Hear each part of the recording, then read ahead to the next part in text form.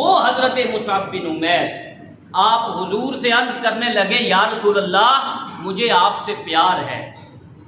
حضور نے فرمایا مصعب غور کر تو کیا کہہ رہا ہے؟ کہا یا رسول اللہ مجھے واقعہ ہی آپ سے پیار ہے۔ تو حضور علیہ الصلوۃ والسلام نے فرمایا اچھا اگلی بات قابل توجہ ہے۔ حضور نے کہا مصعب اگر ایسا ہے تو پھر فتنوں اور آزمائشوں کے لیے تیار ہو جاؤ۔ فتنے اور آزمائشیں تم پر ایسے برسیں گی جیسے بارش میں پانی برستا ہے۔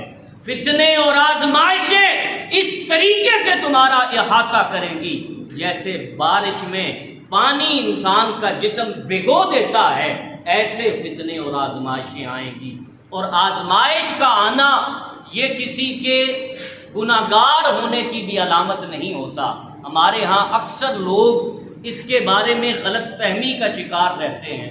وہ کہتے ہیں کہ پتہ نہیں ہمارا کوئی گناہ ایسا ہے کہ جس کی پکڑ میں ہم آئے ہوئے ہیں اور اللہ رب العزت ہم پر آزمائشیں پر آزمائشیں آزمائشیں پر آزمائشیں ڈالتا چلا جا رہا ہے۔ نہیں میرے عزیز ایسا نہیں ہے۔ قرآن نے واضح اعلان کر دیا کہ اے انسان اس دنیا کی زندگی میں رہتے ہوئے تجھے آزمائشوں سے نہ برد آزما ہونا ہوگا، تجھے آزمائشوں کا سامنا کرنا ہوگا۔